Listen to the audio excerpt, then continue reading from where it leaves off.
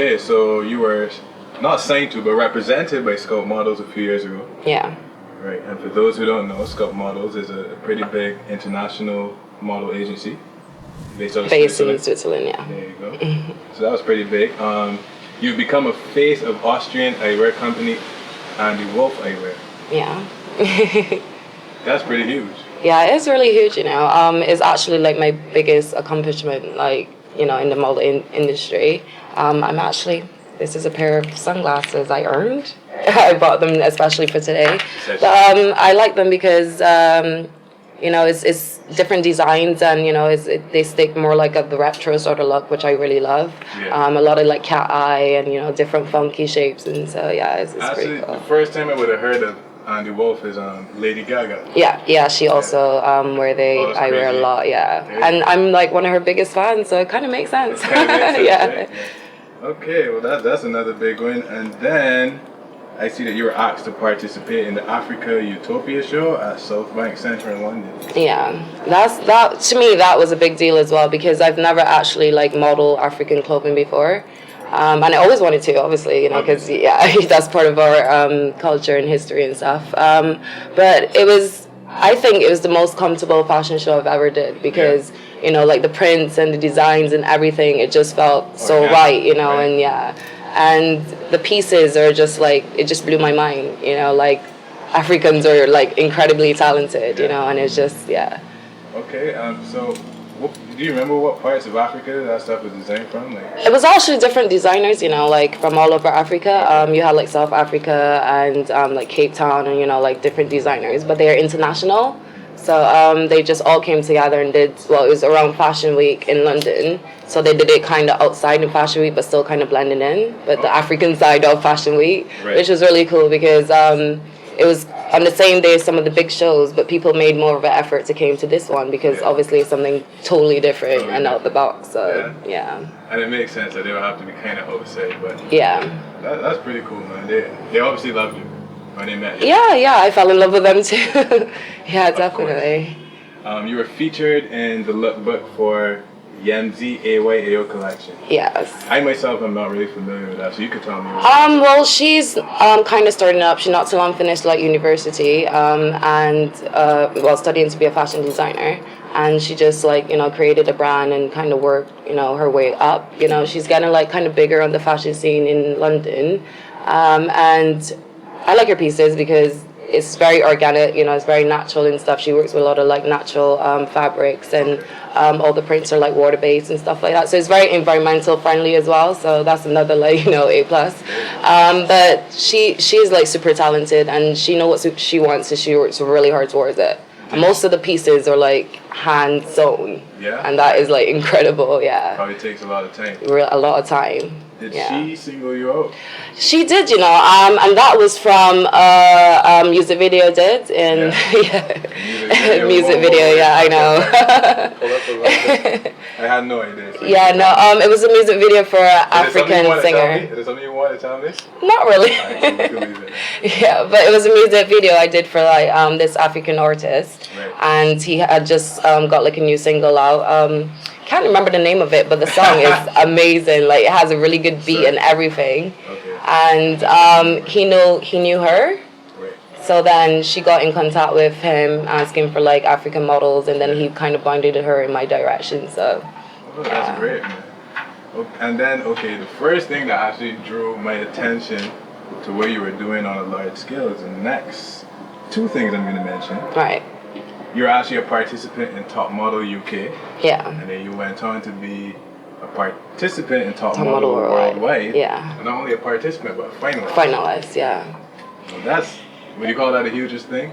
No, it wasn't the hugest thing because, you know, the competition, everyone thinks that it's like the big competition like American Next Top Model. It's not. It's like, it has potential to probably become like it, but I think they need like, you know, better direction and stuff and pushing it towards that way. But it was still like a hurdle that I needed to like overcome. And because I not too long started about modeling again because I had gave up, you know, I just had I had enough. And then I'm like, you know what? It's the longest thing I've ever stuck onto. I got to do it and just see where it goes. You know, it's the one thing that I actually love. And I joined the competition, just to get out there. I'm new in the UK, so I can't really refuse any opportunities. It's just jump in on the bandwagon and just be like, well, whatever happens, happens.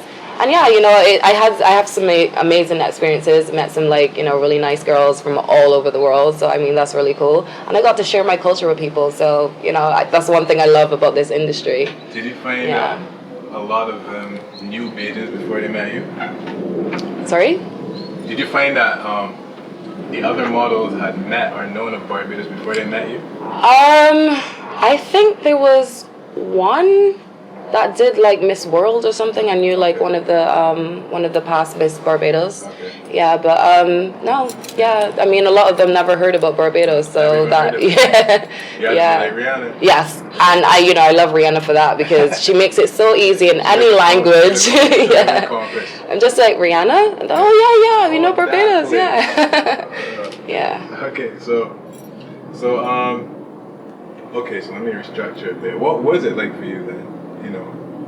Even though it might not have been the hugest of your accomplishments, how was it, knowing that franchise and then becoming a part of it? Yeah, it was. Was it unreal for you? It was kind of unreal, but at the same time, it was kind of meant to be. As I said, I had not too long started about modeling, so it was just kind of, taking that step out there, and just, it was for the publicity, getting out in the UK market and everything. So I mean, it was great. And one thing I did throughout that show that I never actually got to do is like press release and stuff. That was a first step for me. And training. Exactly. So we had to do it because that was part of the requirements for the competition. So we had to do a press release. Hence, that's why I had that whole thing, invasion, in the Barbados newspaper.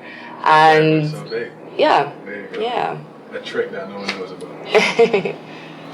So let me go back a bit. When did it first occur to you that you wanted to be in fashion or modeling? Well, when I was 13, I wanted to do modeling since I knew myself. But when I was 13, I was actually discovered in Barbados by Goodall Models, which is run by Graham Edwards. And I was walking through a mall in town, and he stopped me. He was like, "Have you ever thought about modeling?" It was with my best friend Stefan, and he's like, "I'm like, yeah." And he was like, "Well, I own this this agency, sorry, and I think that you should definitely sign up and whatever." So I'm like, "Yeah, I'm interested in where can I go?" So he just took me upstairs to the office, and he kind of ran me through everything. I'm like, "Hell yeah, where can I sign? I'm ready for this." And that was kind of the beginning, but also it didn't last very long because. For me, I'm the sort of person when I get into something. Why did it last long? With Goodall? With Goodall it didn't last very long because I'm the sort of person when I get into something, I like to just get out there, and just go for it and take risks and stuff. But because I was still young, he was kind of protecting me, which I didn't really want that protect. Yeah, so it's kind of moving kind of slow, and I just wanted to just get out and do my own thing. I felt like it was kind of held back on a leash and just wait until Would you say that's Barbadian culture probably? How conservative we are?